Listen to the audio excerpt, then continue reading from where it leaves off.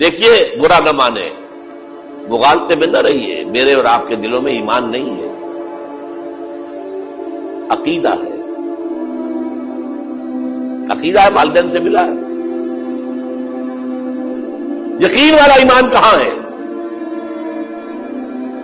اپنے گریبان میں جھانکیے، اللہ آپ کو توفیق دے۔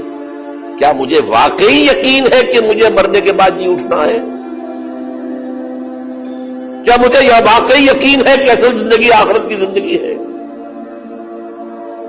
کیا مجھے واقعی یقین ہے کہ قرآن اللہ کا کلام ہے؟ کہ ٹولیے اپنے دلوں کو۔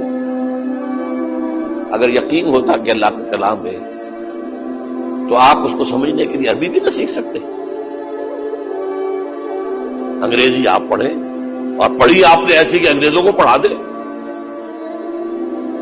کیا نہیں کیا؟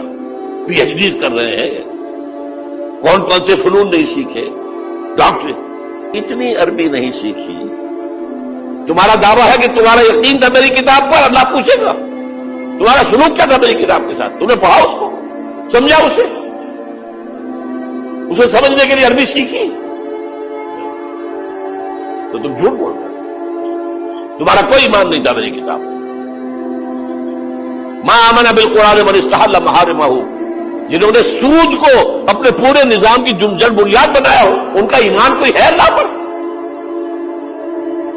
حضور فرماتے ہیں کہ جس شخص نے حرام کسی شے کو اپنے لیے حلال کر لیا اس کا کوئی ایمان نہیں۔ دوبارہ آج بھی کرنا ہے تو دوبارہ ایمان پیدا کرنا، ایمان، عقیدہ نہیں، ایمان۔ صرف لپ سروس نہیں، اقرار باللسان نہیں، تصدیق بالقلب۔